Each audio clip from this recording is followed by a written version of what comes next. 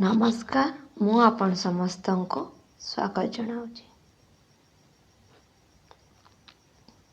आज आम प्राक सारला साहित्यर किछि प्रश्न और तार उत्तर विषय रे आलोचना करिबा।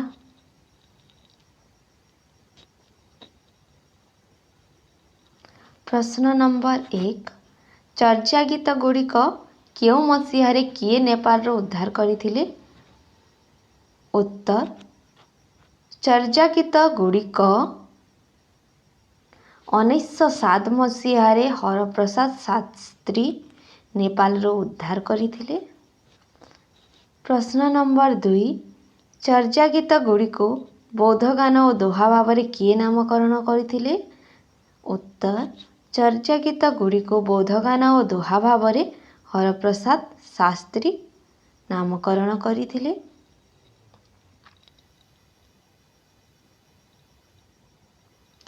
क्वेश्चन नंबर 3 चर्चा गीतिकार संपादना किए करथिले? उत्तर चर्चा गीतिकार संपादना करुणाकर कर करथिले। लुईपांकु किए लोईदास भाव में वंदना करिसंती? उत्तर लुईपांकु अच्युतानंद लोईदास भाव में वंदना करिसंती।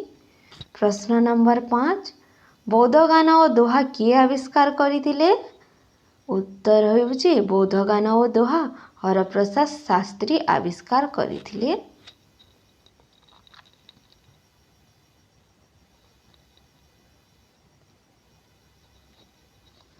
क्वेश्चन नंबर 6 अवलौकिक तेस्पर क्यों धर्मर प्रतिनिधित्व करती?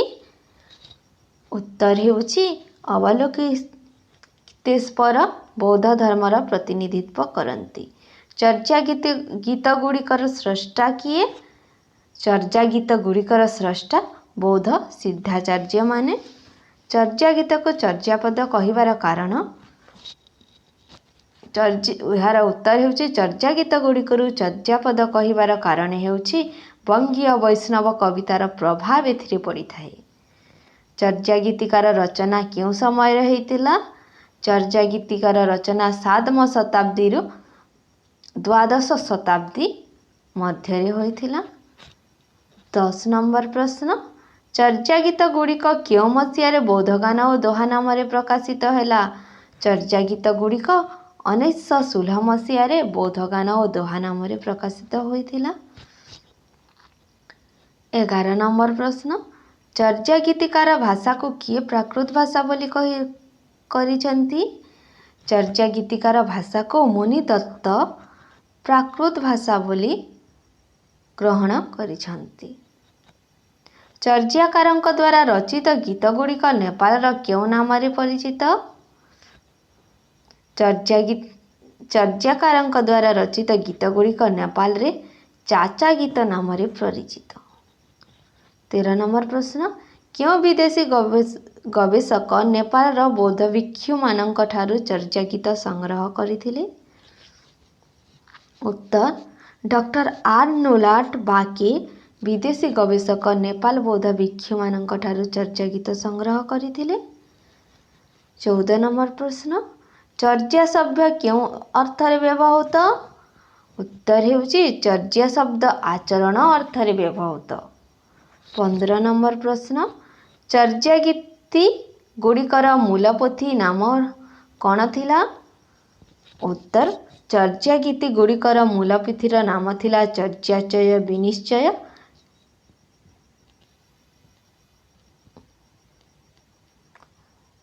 16 नंबर प्रश्न चर्या गीति गुड़िकर स्रष्टा भाव में केते जन कवि नाम मिली पारिछि? चर्या गीति गुड़िकर स्रष्टा भाव में 23 जन कवि नाम मिली पारिछि। चर्या गीति कोशवृत्ति ग्रंथर रचयिता किए? उत्तर हेउछि चर्या गीति कोशवृत्ति ग्रंथर रचयिता मुनि दत्त। 18 नंबर प्रश्न जलंधरीपांक गुरुंक नाम? उत्तर हेउछि जलंधरीपांक गुरुंक नाम इंद्रभूति। 19 नंबर प्रश्न सिद्ध सरहपा अन्य केउ नाम परिचित? ସିଦ୍ଧ ସରହପା ରାହୁଲ ସୂଚୀ ନାମରେ ପରିଚିତ। 20 ନମ୍ବର ପ୍ରଶ୍ନ, ବୌଦ୍ଧଗାନ ଓ ଦୋହା ପୂର୍ବରୁ କିଛି ଦୋହାକୁ ନେଇ କେଉଁ ଗ୍ରନ୍ଥ ପ୍ରକାଶ ପାଇଥିଲା? ଉତ୍ତର, ବୌଦ୍ଧଗାନ ଓ ଦୋହା ପୂର୍ବରୁ କିଛି ଦୋହାକୁ ନେଇ ସୁଭାଷିତ ସଂଗ୍ରହ ଗ୍ରନ୍ଥ ପ୍ରକାଶ ପାଇଥିଲା।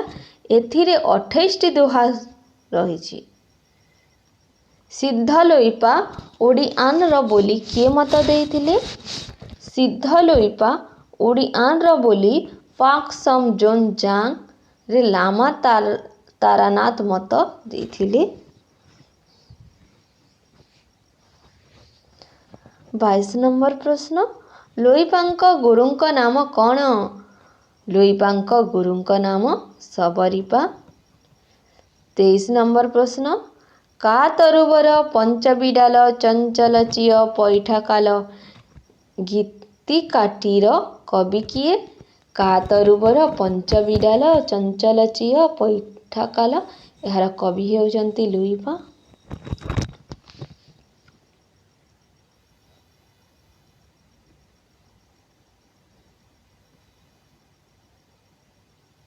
24 ନମ୍ବର ପ୍ରଶ୍ନ, ବୌଦ୍ଧ ଦର୍ଶନାନୁସାରେ ପଞ୍ଚସ୍କନ୍ଧ କ'ଣ?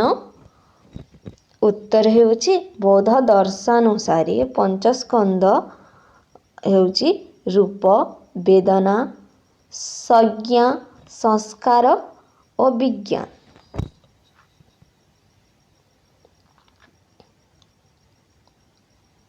25 ନମ୍ବର ପ୍ରଶ୍ନ, ଧମନ ଚମନର ଅର୍ଥ କ'ଣ? ଉତ୍ତର, ଧମନ ଚମନର ଅର୍ଥ ହେଉଛି ପ୍ରାଣବାୟୁକୁ ବାମ ନାସାରେ ଗ୍ରହଣ କରି ଦକ୍ଷିଣରେ ଛାଡ଼ିବା ଓ ଦକ୍ଷିଣ ନାସାରେ ଗ୍ରହଣ କରି ବାମରେ ଛାଡ଼ିବା। 26 ନମ୍ବର ପ୍ରଶ୍ନ, କେଉଁ ଚର୍ଯ୍ୟାକାରଙ୍କୁ ରାଜା ଧର୍ମପାଲଙ୍କ ସମସାମୟିକ ଭାବରେ ଗ୍ରହଣ କରାଯାଇଛି? ଉତ୍ତର, ଶବରୀପା ଚର୍ଯ୍ୟାକାରଙ୍କୁ ରାଜା ଧର୍ମପାଲଙ୍କ ସମସାମୟିକ ଭାବରେ ଗ୍ରହଣ କରାଯାଇଛି।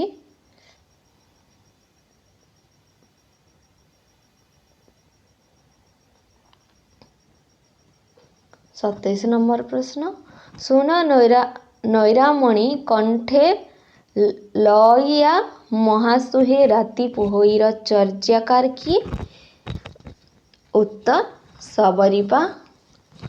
28 ନମ୍ବର ପ୍ରଶ୍ନ, ଶାନ୍ତିପାଙ୍କ ଗୁରୁ କିଏ? ଶାନ୍ତିପାଙ୍କ ଗୁରୁ ହେଉଛନ୍ତି ମଞ୍ଜୁବଜ୍ର। 29 ନମ୍ବର ପ୍ରଶ୍ନ, ବଜ୍ରଯାନର ପ୍ରବର୍ତ୍ତକ କିଏ? ବଜ୍ରଯାନର ପ୍ରବର୍ତ୍ତକ ହେଉଛନ୍ତି ଇନ୍ଦ୍ରଭୂତି। 30 ନମ୍ବର ପ୍ରଶ୍ନ, ସହଜଯାନର ପ୍ରବର୍ତ୍ତକ କିଏ? ସହଜଯାନର ପ୍ରବର୍ତ୍ତକ ହେଉଛନ୍ତି ଲକ୍ଷ୍ମୀଙ୍କର। 31 ନମ୍ବର ପ୍ରଶ୍ନ, ଭୂସୁକୁପାଙ୍କ ମୂଳ ନାମ କ'ଣ ବୋଲି ବିଶ୍ୱାସ ରହିଛି? ଭୂସୁକୁପାଙ୍କ ମୂଳ ନାମ ଶାନ୍ତିଦେବ ବୋଲି ବିଶ୍ୱାସ ରହିଛି।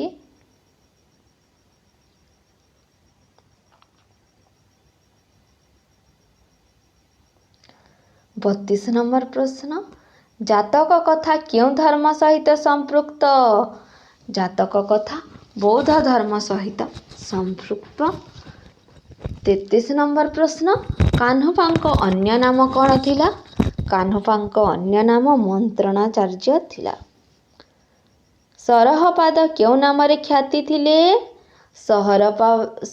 ସରହପାଦ ମହାଶବର ନାମରେ ଖ୍ୟାତି ଥିଲେ।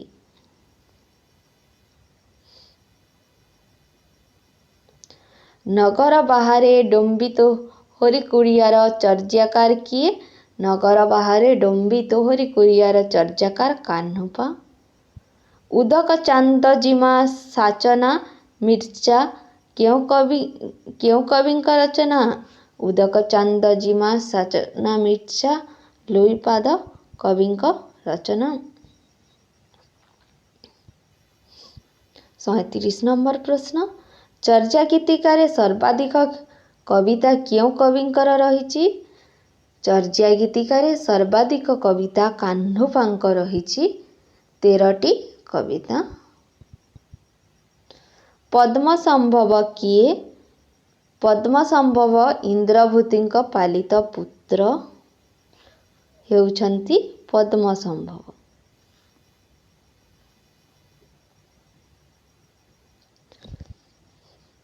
39 ନମ୍ବର ପ୍ରଶ୍ନ, ଫାଙ୍କ୍ ସମ୍ ଜୋଙ୍ଗ ଜାଙ୍ଗର ବିବରଣୀକାର କିଏ?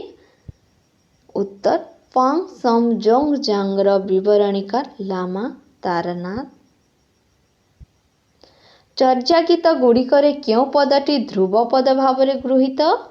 ଚର୍ଯା ଗୀତ ଗୁଡ଼ିକରେ ତୃତୀୟ ପଦଟି ଧ୍ରୁବ ପଦ ଭାବରେ ଗୃହୀତ। 41 ନମ୍ବର ପ୍ରଶ୍ନ, ଚର୍ଯା ଗୀତିକାର ଭାଷା କ'ଣ? ଚର୍ଯା ଗୀତିକାର ଭାଷା ହେଉଛି ସନ୍ଧ୍ୟା ଭାଷା। 42 ନମ୍ବର ପ୍ରଶ୍ନ, ଚର୍ଯା ସନ୍ଧ୍ୟା ଭାଷାର ରଚନା ରୀତି କ'ଣ? ଉତ୍ତର, ଚର୍ଯା ସନ୍ଧ୍ୟା ଭାଷାର ରଚନା ରୀତି ହେଉଛି ସଙ୍ଗତ ଓ ଅସଙ୍ଗତ ଆକ୍ଷରିକ ଅର୍ଥ ସତ୍ତ୍ୱେ ଗୁଣର୍ଥ ନିହିତ ପଦ। 43 ନମ୍ବର ପ୍ରଶ୍ନ, ଚର୍ଯା ଗୀତିକାର ଶାଶୁ କାହାର ପ୍ରତୀକ ଭାବରେ ବ୍ୟବହୃତ? ଚର୍ଯା ଗୀତିକାର ଶାଶୁ ଶ୍ୱାସର ପ୍ରତୀକ ଭାବରେ ବ୍ୟବହୃତ। 44 ନମ୍ବର ପ୍ରଶ୍ନ, ଚର୍ଯା ଗୀତିରେ ମୂଷା, ହରିଣ, ଗଜ କାହାର ପ୍ରତୀକ ଭାବରେ ବ୍ୟବହୃତ? ଚର୍ଯା ଗୀତିକାରେ ମୂଷା, ହରଣ, ଗଜ ଚିତ୍ତର ପ୍ରତୀକ ଭାବରେ ବ୍ୟବହୃତ।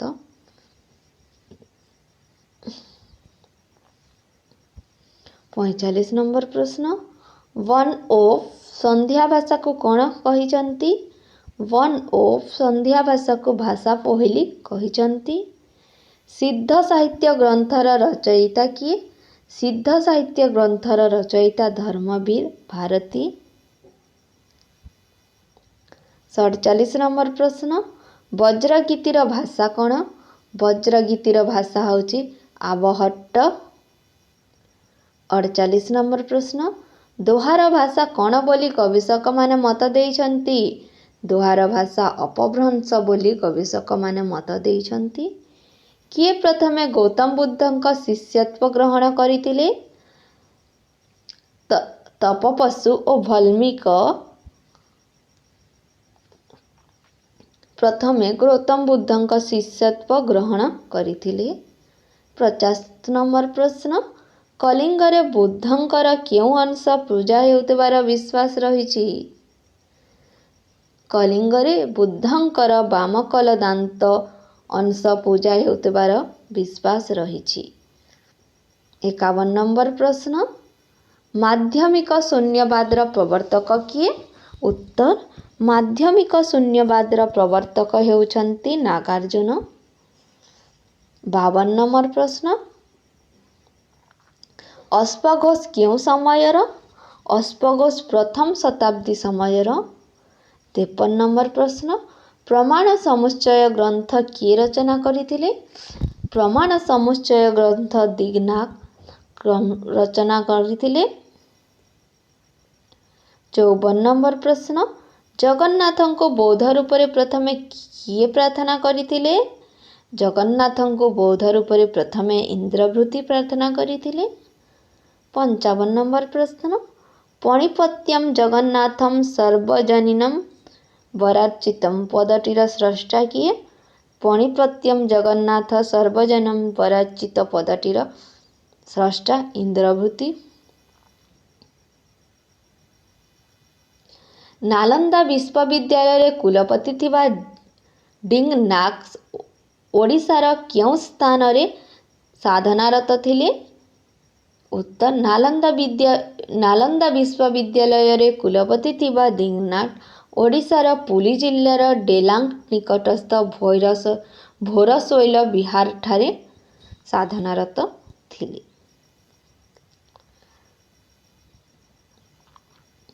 57 ନମ୍ବର ପ୍ରଶ୍ନ, ମାଦଲାପାଞ୍ଜିର ବିଷୟକୁ କେତୋଟି ଭାଗରେ ବିଭକ୍ତ କରାଯାଇଛି? ଉତ୍ତର, ମାଦଲାପାଞ୍ଜିର ବିଷୟକୁ 3ଟି ଭାଗରେ ବିଭକ୍ତ କରାଯାଇଛି। ରାଜାମାନଙ୍କର ରାଜଭୋଗ ବିବରଣୀ, ମନ୍ଦିର ନିର୍ମାଣ ଇତିହାସ, ମନ୍ଦିରର ସେବା ପୂଜା ବିଧି, ମନ୍ଦିରକୁ କେନ୍ଦ୍ର କରି ଘଟିଥିବା ଘଟଣାବଳୀ। କେଉଁ ବିଦେଶୀ ଗବେଷକ ମାଦଲା ପାଞ୍ଜିର ଐତିହାସିକତାକୁ ଖଣ୍ଡନ କରିଥିଲେ? ପ୍ଲିଟ୍ ବିଦେଶୀ ଗବେଷକ ମାଦଲା ପାଞ୍ଜିର ଐତିହାସିକତାକୁ ଖଣ୍ଡନ କରିଥିଲେ। ମାଦଲା ପାଞ୍ଜିକୁ ପଡ଼ୋଶୀ ବଙ୍ଗ ପ୍ରଦେଶର କେଉଁ ଗ୍ରନ୍ଥ ସହିତ କିଛି ଗବେଷକ ତୁଳନା କରିଛନ୍ତି?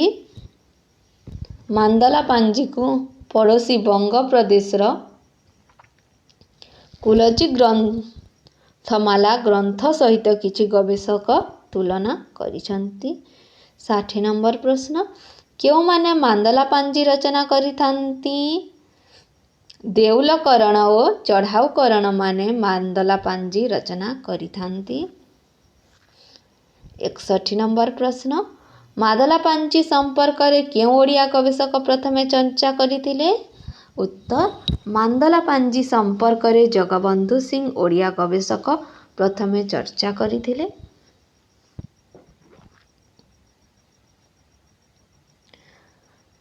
ପ୍ରାଚୀନ ଉତ୍କଳ କେବେ ପ୍ରକାଶିତ ଓ ଏହାର ସ୍ରଷ୍ଟା କିଏ? ପ୍ରାଚୀନ ଉତ୍କଳ 1929 ମସିହାରେ ପ୍ରକାଶିତ ଓ ଏହାର ସ୍ରଷ୍ଟା ହେଉଛନ୍ତି ଜଗବନ୍ଧୁ ସିଂ। 63 ନମ୍ବର ପ୍ରଶ୍ନ, ମାଦଲା ପାଞ୍ଜିର ବିଷୟବସ୍ତୁକୁ କେବେ ସାହିତ୍ୟିକ ସ୍ୱୀକୃତି ମିଳିଥିଲା? ମାଦଲା ପାଞ୍ଜିର ବିଷୟବସ୍ତୁକୁ 1932 ମସିହାରେ ସାହିତ୍ୟିକ ସ୍ୱୀକୃତି ମିଳିଥିଲା।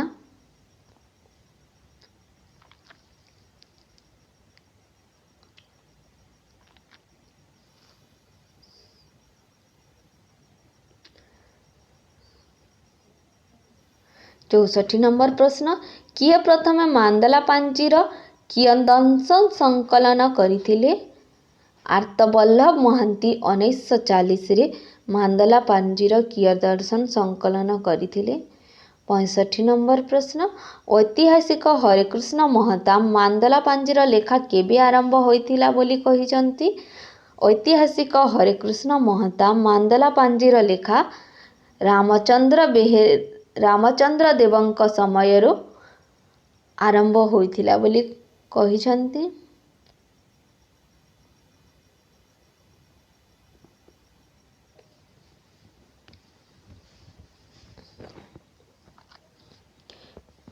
କିମ୍ବଦନ୍ତୀ ଅନୁଯାୟୀ ମାଦଲା ପାଞ୍ଜି କେଉଁ ରାଜାଙ୍କ ସମୟରେ ଆରମ୍ଭ ହୋଇଥିଲା? କିମ୍ବଦନ୍ତୀ ଅନୁଯାୟୀ ମାଦଲା ପାଞ୍ଜି ଚୋଡ଼ଗଙ୍ଗ ଦେବ ରାଜାଙ୍କ ସମୟରେ ଆରମ୍ଭ ହୋଇଥିଲା।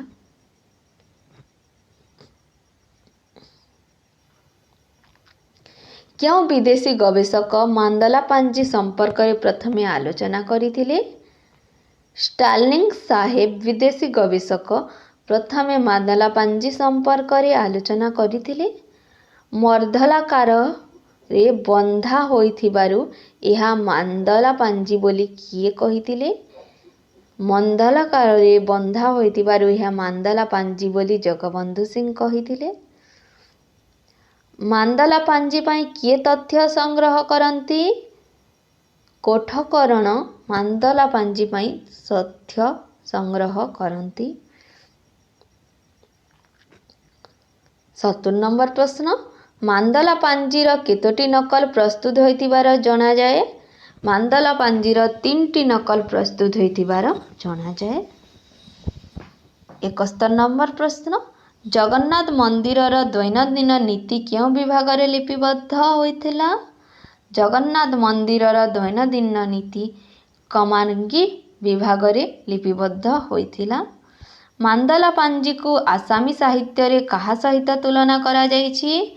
ମାଦଲା ପାଞ୍ଜିକୁ ଆସାମୀ ସାହିତ୍ୟରେ ବୁରୁଞ୍ଜି ସହିତ ତୁଳନା କରାଯାଇଛି। ରୁଦ୍ର ସୁଧାନିଧିର ଲେଖକ କିଏ? ରୁଦ୍ର ସୁଧାନିଧିର ଲେଖକ ହେଉଛନ୍ତି ନାରାୟଣ ନନ୍ଦ ଅବଧୂତ ସ୍ୱାମୀ। 74 ନମ୍ବର ପ୍ରଶ୍ନ, ପ୍ରାଚୀନ ଗଦ୍ୟ ପଦ୍ୟ ଦର୍ଶ ଗ୍ରନ୍ଥରେ କିଏ ରୁଦ୍ର ସୁଧାନିଧିର କିଛି ଅଂଶ ସଂକଳିତ କରିଛନ୍ତି? ଉତ୍ତର, ପ୍ରାଚୀନ ଗଦ୍ୟ ପଦ୍ୟ ଦର୍ଶ ଗ୍ରନ୍ଥରେ ଆର୍ତ୍ତବଲ୍ଲଭ ମହାନ୍ତି ରୁଦ୍ର ସୁଧାନିଧିର କିଛି ଅଂଶ ସଂକଳିତ କରିଥିଲେ। ପୂର୍ଣ୍ଣାଙ୍ଗ ରୁଦ୍ର ସୁଧାନିଧିକୁ କିଏ ସଂକଳିତ କରିଥିଲେ? ପୂର୍ଣ୍ଣାଙ୍ଗ ରୁଦ୍ର ସୁଧାନିଧିକୁ କରୁଣାକର କର 1965 ମସିହାରେ ସଂକଳନ କରିଥିଲେ। ରୁଦ୍ର ସୁଧାନିଧି ଗ୍ରନ୍ଥର ନାୟକ କିଏ? ରୁଦ୍ର ସୁଧାନିଧି ଗ୍ରନ୍ଥର ନାୟକ ଅଭିନବ ଚୈତନ୍ୟ। ରୁଦ୍ର ସୁଧାନିଧିର ଖଳ ଚରିତ୍ର କିଏ? ରୁଦ୍ର ସୁଧାନିଧିର ଖଳ ଚରିତ୍ର ଯୋଗୀ କାମାନନ୍ଦ।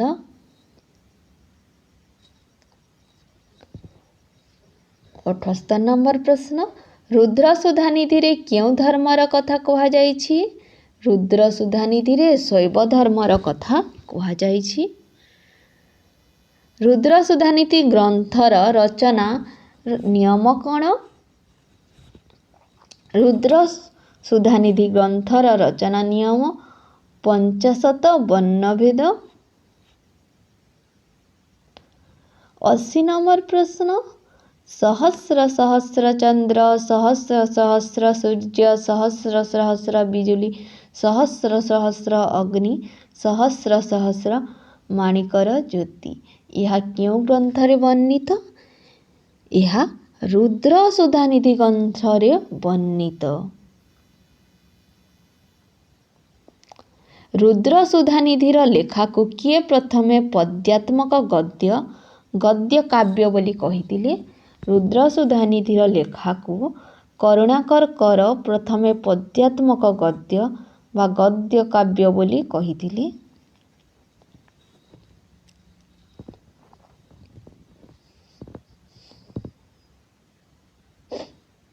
82 ନମ୍ବର ପ୍ରଶ୍ନ, ରୁଦ୍ର ସୁଧାନିଧିରେ ଲିଙ୍ଗରାଜଙ୍କୁ କ'ଣ ବୋଲି ସମ୍ବୋଧନ କରାଯାଇଛି? ରୁଦ୍ର ସୁଧାନିଧିରେ ଲିଙ୍ଗରାଜଙ୍କୁ ଭୁବନେଶ୍ୱର ବୋଲି ସମ୍ବୋଧନ କରାଯାଇଛି। 83 ନମ୍ବର ପ୍ରଶ୍ନ, ରୁଦ୍ର ସୁଧାନିଧି କେଉଁ ଶ୍ରେଣୀର ଗଦ୍ୟ ରଚନା? ରୁଦ୍ର ସୁଧାନିଧି ବୃତ୍ତିଗନ୍ଧୀ ଅଳ୍ପ ଅଳ୍ପ ଛନ୍ଦଯୁକ୍ତ ଗଦ୍ୟ ଶୈଳୀର ରଚନା। 84 ନମ୍ବର ପ୍ରଶ୍ନ, କେତେ ପ୍ରକାର ଗଦ୍ୟ ରଚନା ଶୈଳୀ ରହିଛି? 4 ପ୍ରକାର ଗଦ୍ୟ ରଚନା ଶୈଳୀ ରହିଛି। ମୁକ୍ତକ, ବୃତ୍ତିଗନ୍ଧୀ, ଉତ୍କଳିକା ପ୍ରାୟ ଆଉ ଚୂର୍ଣ୍ଣକ।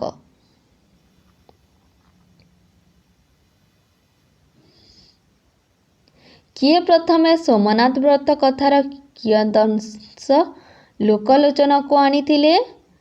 ଆର୍ତ୍ତବଲ୍ଲଭ ମହାନ୍ତି ପ୍ରଥମେ ସୋମନାଥ ବ୍ରତ କଥାର କିୟଦଂଶ ଲୋକଲୋଚନକୁ ଆଣିଥିଲେ।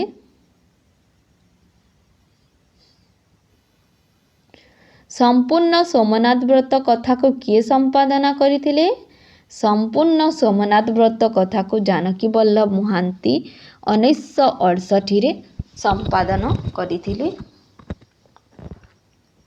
ସୋମନାଥ ବ୍ରତ କଥା କେଉଁ ଧର୍ମକୁ ପ୍ରାଧାନ୍ୟ ଦେଇଛି?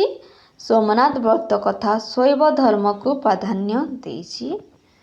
ପ୍ରସ୍ତାବ ଚିନ୍ତାମଣିର ଲେଖକ କିଏ? ପ୍ରସ୍ତାବ ଚିନ୍ତାମଣିର ଲେଖକ ନୀଳାମ୍ବର ବିଦ୍ୟାଧର। ପ୍ରସ୍ତାବ ଚିନ୍ତାମଣିର ପ୍ରଥମ ସମ୍ପାଦନା କିଏ କରିଥିଲେ? ପ୍ରସ୍ତାବ ଚିନ୍ତାମଣିର ପ୍ରଥମ ସମ୍ପାଦନା ସତ୍ୟନାରାୟଣ ରାଜଗୁରୁ 1967ରେ କରିଥିଲେ। ଚାଟେରୀ ଲୀଳାର ଲେଖକ କିଏ? ଚାଟେରୀ ଲୀଳାର ଲେଖକ ଶରଣ ଦାସ। ଚାଟେରୀ ଲୀଳାର ରଚନା ଶୈଳୀ କ'ଣ? ଚାଟେରୀ ଲୀଳାର ରଚନା ଶୈଳୀ ଗଦ୍ୟ ପଦ୍ୟ ମିଶ୍ରିତ ରଚନା ଶୈଳୀ।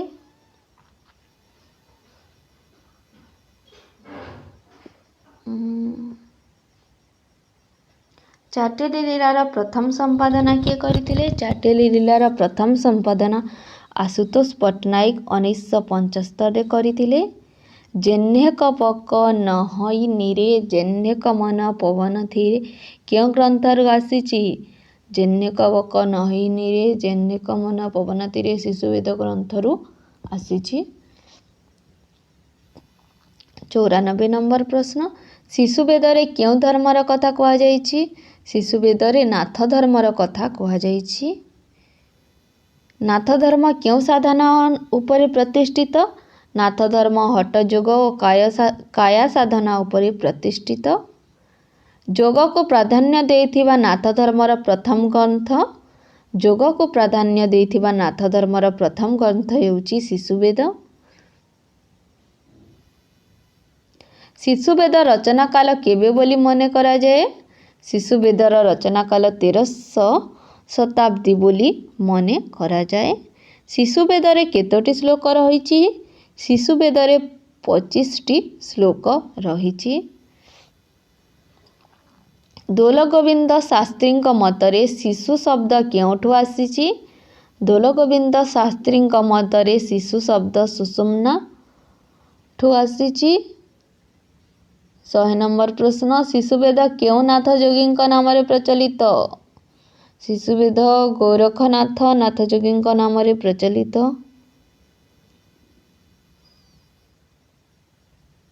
101 ନମ୍ବର ପ୍ରଶ୍ନ, କଳସ ଚଉତିଶାର ସ୍ରଷ୍ଟା କିଏ? କଳସ ଚଉତିଶାର ସ୍ରଷ୍ଟା ବର୍ଷା ଦାସ। କଳସ ଚଉତିଶା ଲୋକଲୋଚନକୁ ପ୍ରଥମେ କିଏ ଆଣିଥିଲେ? କଳସ ଚଉତିଶା ଲୋକଲୋଚନକୁ ବିଚ୍ଛନ୍ଦ ଚରଣ ପଟ୍ଟନାୟକ ପ୍ରଥମେ ଆଣିଥିଲେ। ଓଡ଼ିଆ ସାହିତ୍ୟର ପ୍ରଥମ ଚଉତିଶା କ'ଣ? ଓଡ଼ିଆ ସାହିତ୍ୟର ପ୍ରଥମ ଚଉତିଶା ହେଉଛି କଳସ ଚଉତିଶା। ନାଥ ସାହିତ୍ୟ ଓ ନାଥ ସମ୍ପ୍ରଦାୟ ପୁସ୍ତକର ଲେଖକ କିଏ? ନାଥ ସାହିତ୍ୟ ଓ ନାଥ ସମ୍ପ୍ରଦାୟ ପୁସ୍ତକର ଲେଖକ ବଂଶୀଧର ମହାପାତ୍ର। ଭଜୁକିନା ରାମ ନାମରେ ଗୋବିନ୍ଦ ଭଜୁକିନା ରାମ ନାଥ ଗୀତଟି କେଉଁମାନେ ବୋଲିଥାନ୍ତି? ନାଥ ଯୋଗୀମାନେ ବୋଲିଥାନ୍ତି।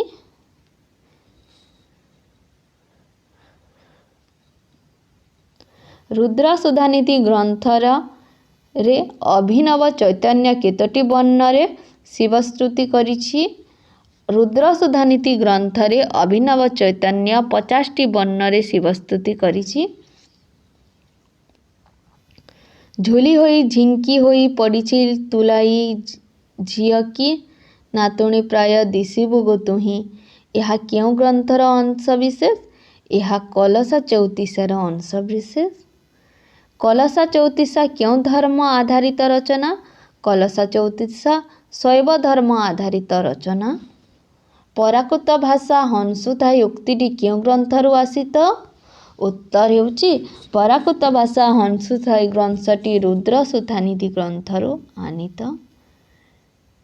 ଟୀକା ଗୋବିନ୍ଦ ଚନ୍ଦ୍ର କାହାର ରଚନା? ଟୀକା ଗୋବିନ୍ଦ ଚନ୍ଦ୍ର ଯୋଗୀନ୍ଦ୍ର ଦେବଜ୍ଞ ବିପ୍ରଙ୍କ ରଚନା। 111 ନମ୍ବର ପ୍ରଶ୍ନ, ଶିଶୁବେଦକୁ ଏକ ମୌଳିକ ରଚନା ବୋଲି କିଏ ଅସ୍ୱୀକାର କରିଛନ୍ତି? ଉତ୍ତର ହେଉଛି ଶିଶୁବେଦକୁ ଏକ ମୌଳିକ ରଚନା ବୋଲି ନଟବର ସାମନ୍ତରାୟ ଅସ୍ୱୀକାର କରିଛନ୍ତି। 112 ନମ୍ବର ପ୍ରଶ୍ନ, କଳସା ଏକ କ'ଣ? କଳସା ଏକ ଛାନ୍ଦ। କଳସା ଗୀତ କେଉଁ ପ୍ରକାରର ଗୀତ? ଉତ୍ତର ହେଉଛି କଳସା ଗୀତ ମଙ୍ଗଳ ଗୀତି ପ୍ରକାରର ଗୀତ। ଚୟନୀ ଚକଡ଼ା ପ୍ରଥମେ କିଏ ରଚନା କରିଥିଲେ? ଚୟନୀ ଚକଡ଼ା ପ୍ରଥମେ ଫକୀର ଚୟନୀ ରଚନା କରିଥିଲେ।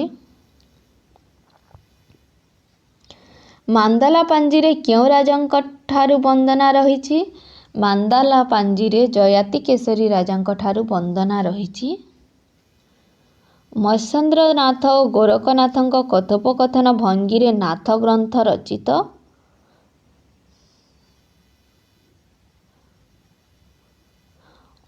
ମତ୍ସ୍ୟେନ୍ଦ୍ରନାଥ ଓ ଗୋରଖନାଥଙ୍କ କଥୋପକଥନ ଭଙ୍ଗୀରେ କେଉଁ ନାଥ ଗ୍ରନ୍ଥ ରଚିତ? ମତ୍ସ୍ୟେନ୍ଦ୍ରନାଥ ଓ ଗୋରଖନାଥଙ୍କ କଥୋପକଥନ ଭଙ୍ଗୀରେ ସପ୍ତାଙ୍ଗ ଯୋଗ ଧାରଣ ନାଥ ଗ୍ରନ୍ଥ ରଚିତ। 117 ନମ୍ବର ପ୍ରଶ୍ନ, ଅମରକୋଷ ଗୀତା କାହା ନାମରେ ଭଣିତା ହୋଇଛି? ଅମରକୋଷ ଗୀତା ଆଦିନାଥ ନାମରେ ଭଣିତା ହୋଇଛି। ଓଡ଼ିଶାର ମାଦଲା ପାଞ୍ଜିକୁ ସିଂହଲ କାହା ସହିତ ତୁଳନା କରାଯାଇଛି? ଓଡ଼ିଶାର ମାଦଲା ପାଞ୍ଜିକୁ ସିଂହଲର ଧାତୁବଂଶ ସହିତ ତୁଳନା କରାଯାଇଛି। ମାନ୍ଦଲା ପାଞ୍ଜି ସଂରକ୍ଷଣ ଦାୟିତ୍ୱ କାହାର ଥିଲା? ମାନ୍ଦଲା ପାଞ୍ଜିର ସଂରକ୍ଷଣ ଦାୟିତ୍ୱ କୋଠକରଣର ଥିଲା। ଚବଦ ପାଦ ବିଶିଷ୍ଟ ଚର୍ଯା ଗୀତ ଗୁଡ଼ିକୁ କ'ଣ କୁହାଯାଏ? ଚୌଦାଲି କୁହାଯାଏ। 14 ପାଦ ବିଶିଷ୍ଟ ଚର୍ଯା ଗୀତ ଗୁଡ଼ିକୁ ଚୌଦାଲି କୁହାଯାଏ।